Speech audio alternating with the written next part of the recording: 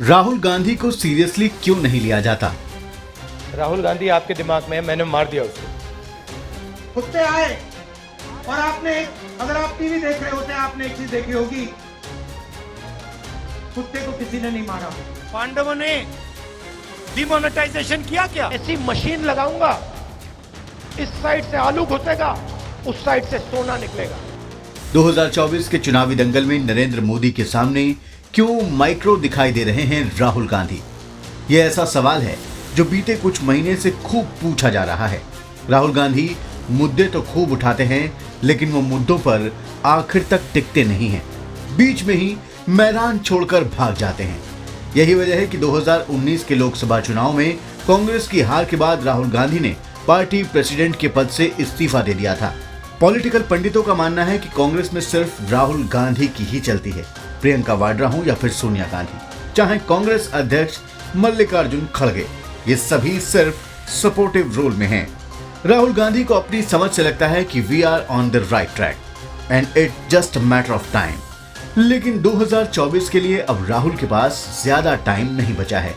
राहुल गांधी इस वक्त भारत जोड़ो न्याय यात्रा को लेकर देश भर में कांग्रेस का प्रचार कर रहे हैं, लेकिन इस यात्रा में उन्होंने अग्रेसिवली कई मुद्दे उठाए, लेकिन उसका आउटकम क्या रहा?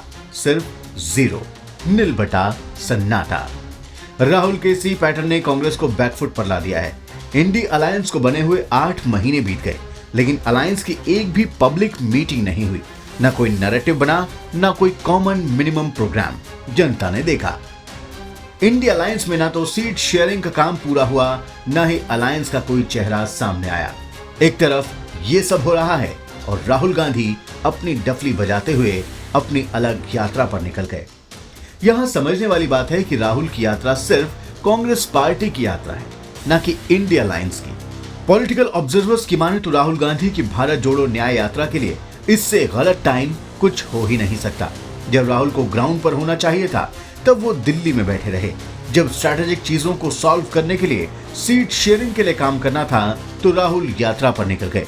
जब कॉमन मिनिमम प्रोग्राम फाइनलाइज करने के लिए राहुल को दिल्ली में होना चाहिए था, तब वो रोड पर यात्री बने फिर रहे हैं।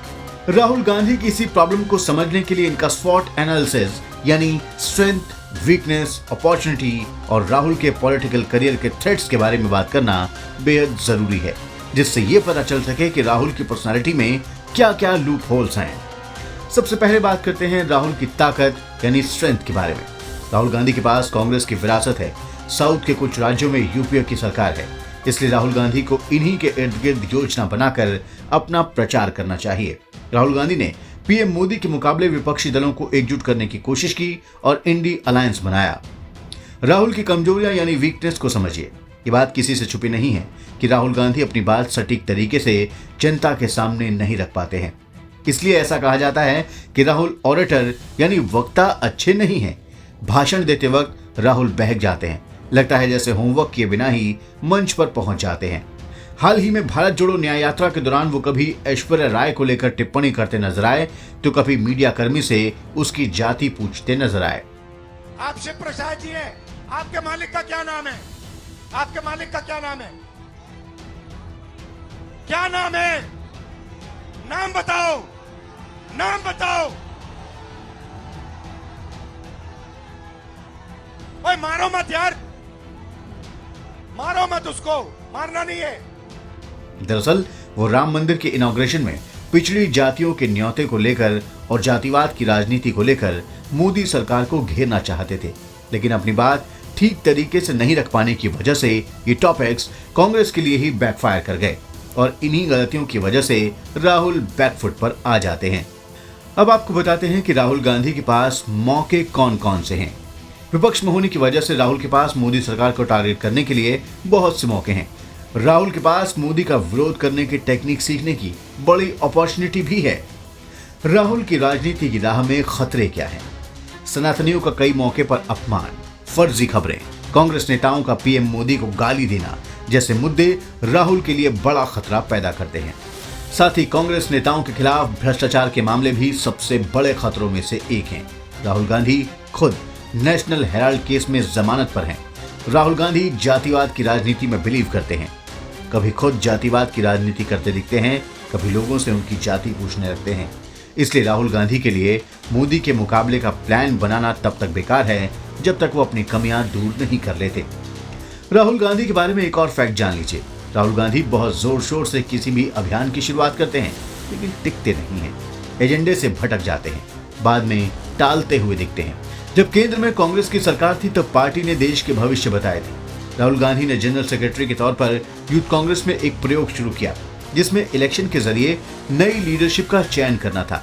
शुरू में इसका विरोध हुआ, लेकिन राहुल गांधी अड़े रहे। उन्होंने पूरे उत्साह से इसके लिए वक्त दिया और उसे शुरू किया। पंजाब और उत्तराखंड में शुरुआती सफलता तो मिली। जब लोगों ने देखा कि इसमें किस तरीके से इलेक्शन हो रहा है, तो जो सीनियर लीडरशिप जिसे इस सिस्टम का बेनिफिट नहीं मिल रहा था, उन्होंने उस सिस्टम को खराब कर दिया। ऐसे में राहुल गांधी के पास दो ऑप्शन थे, या तो वो उस रेजिस्टेंस को और करेक्ट करने के लिए उस पर लगे रहते, या फिर नए सिस्टम से उनका विश्वास उठ रहा था तो पुराने सिस्टम में जाते, जिसमें नॉमिनेशन वाली बात थी।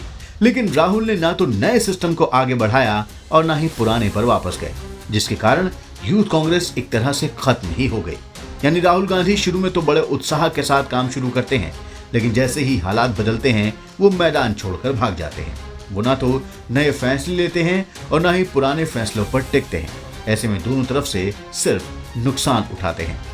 राहुल गांधी राज्य के चुनाव के बाद होने वाले लोकसभा चुनाव को बड़े फाइनल के तौर पर देखते हैं, जो कि उनकी सबसे बड़ी गलती है।